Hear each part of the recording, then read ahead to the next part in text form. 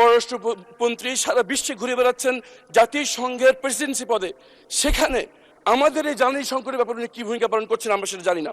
উনি তো ব্যারিস্টার মানুষ, লয়ার মানুষ, ওনার সম্পূরক প্রশ্নের অর্থ বোঝা উচিত, কারণ সম্পূরক প্রশ্ন এটা ছিল না।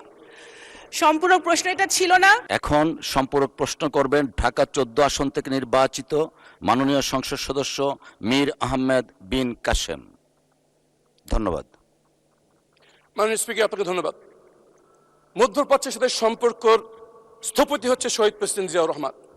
আজকে সেই মধ্যপ্রাচ্য আগুন জ্বলছে। যুদ্ধ বিগ্রহে আমাদের বাংলাদেশের নাগরিক সেখানে মৃত্যুবরণ করেছে।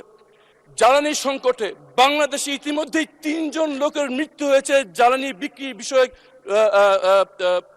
বিরোধ নিয়ে। আমার প্রথম প্রশ্ন, জিয়াউর রহমানের সন্তান মাননীয় প্রধানমন্ত্রী এই সংকট নিরসনে কি ভূমিকা পালন করছেন? মন্ত্রী সারা বিশ্বে ঘুরে বেড়াচ্ছেন জাতিসংঘের প্রেসিডেন্সি পদে, সেখানে আমাদের এই জ্বালানি সংকটের ব্যাপারে উনি কি ভূমিকা পালন করছেন আমরা সেটা জানি না।